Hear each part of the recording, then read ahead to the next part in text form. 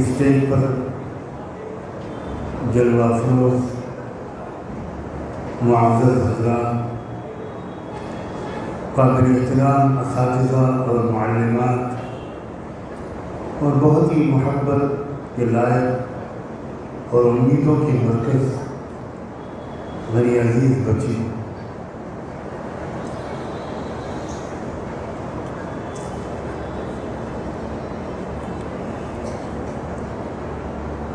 انسانی سماج میں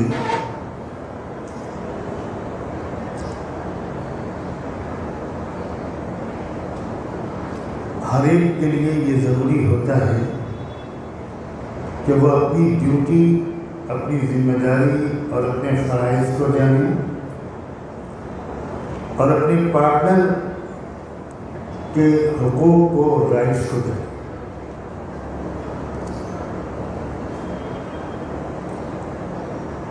اگر کوئی صرف اپنے رائٹس کو جانتا ہے، اپنے ادھیکاروں اور اپنے حقوق کو پہچانتا ہے، لیکن اپنی ذمہ داریوں کو نہیں پہچانتا، اپنی ڈیوٹی کو نہیں جانتا، تو ایک کانفلکٹ اس کے چاروں طرف ضرور پیدا ہو۔ اگر کوئی مرد، کوئی پرش اپنے رائٹس کو جانتا ہے، اپنے ادھیکاروں کو جانتا ہے، اور وہ عورتوں سے اپنے ادھیکاروں کی ڈیمانڈ کرتا ہے، لیکن عورتوں کے کئی مرد کی جو ذمہ داریاں ہیں، اس کی جو ڈیوٹی ہے وہ نہیں جانتا، تو کبھی اس فیملی میں ایک سکون اور شانتی اور محبت اور بھروسے کا ماحول نہیں بن رہا ہے۔ ٹھیک اسی طرح اگر کوئی عورت اپنے حقوق کو جانتی ہے، اپنے ادھیکاروں کو جانتی ہے، اس کی لڑائی بھی لڑتی ہے، لیکن اس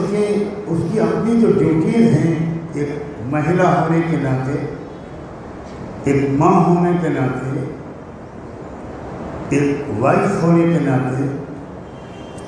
ایک بیٹی اور بہن ہونے کے ناطے وہ نہیں جانتی، اپنے رائٹس کو جانتی ہے، تب بھی اس گھر میں ایک اچھا ماحول نہیں بن پایا۔ یہ آج کل کا ایک فیشن ہے کہ عورتوں کے ادھیکاروں کی بات کی جائے۔ میں خوش ہوں کہ یہاں کی بہت پڑھی لکھی ٹیچریں بھی میری بات پر مسکرا کر تعریف کر رہے ہیں۔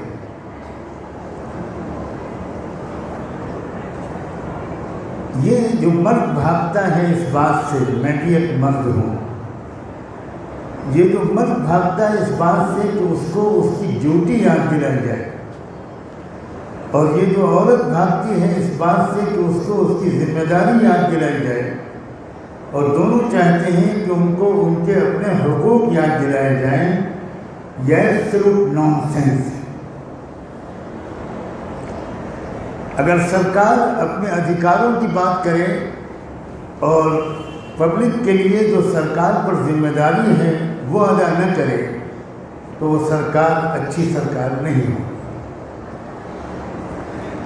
اگر کوئی بزنس مین اپنے ادھیکاروں کی بات کرے، کنزیومر اور کسٹمر کے ادھیکار کی بات نہ کرے،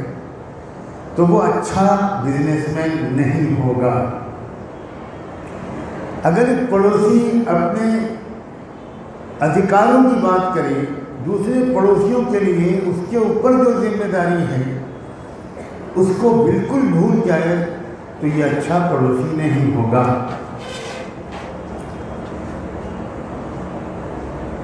اس لیے میں معذرت چاہتے ہوئے اور معذرت میری قبول نہ کی جائے تب بھی اپنے مہمان ہونے سے فائدہ اٹھاتے ہوئے میں صرف عورتوں کے حقوق کی بات ہرگز نہیں کروں گا۔ تالی کبھی ایک ہاتھ سے نہیں بجتی، ہو سکتا ہے راجستھان میں بجتی ہو۔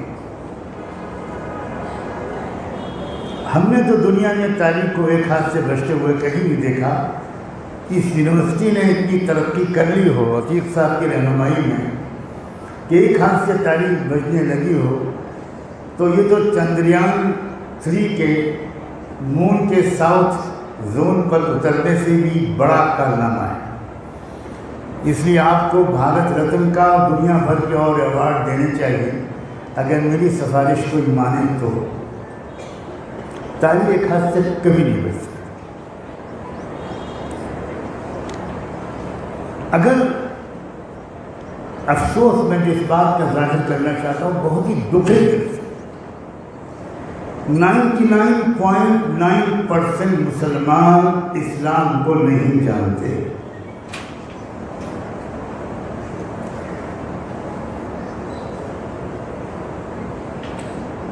اسلام کو اس لیے نہیں جانتے کہ وہ قرآن کو نہیں سمجھتے۔ مسلمانوں کی زندگی کو دیکھ کر اسلام کے بارے میں کوئی رائے قائم کرنا یہ ایسا ہی ہے جیسے بھارت کے لوگوں کو دیکھ کر انڈیا کے کانسٹیٹیوشن کے بارے میں رائے قائم کرنا۔